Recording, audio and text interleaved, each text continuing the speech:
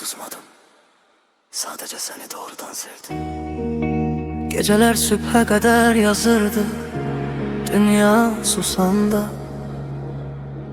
Sen cemi 2 saat yatardın, ben nefesini sayardım.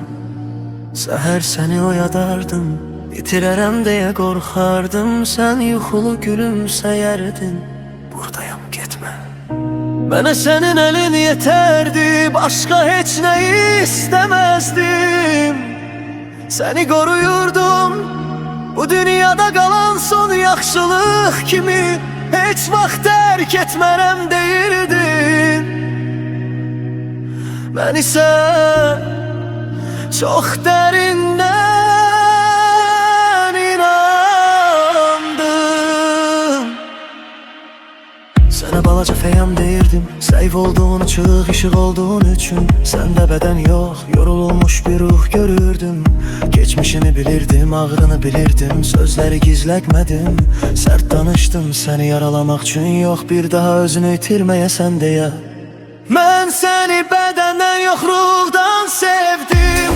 Günaha ihtirasa karşı sevdim.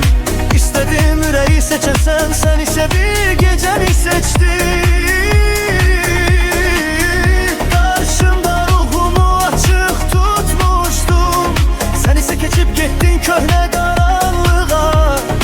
Eğer bu ağrı değilse bəs bu dünyada ağrı nedir? Sen yaxınlıq istedin mi hemşelik, korkusuz yalansız bir sevgi. Senin de benim kimi sevmeyini gözledim.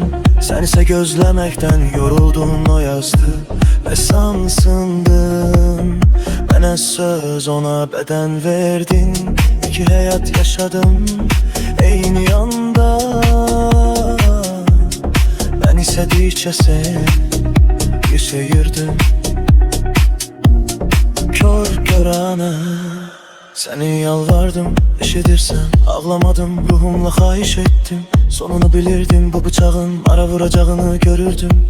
O seni atanda sen ona yok, mənə əsəbiləşdin. Çünkü mən haklı çıxdım, sen ise bunu qəbul edə bilmədin.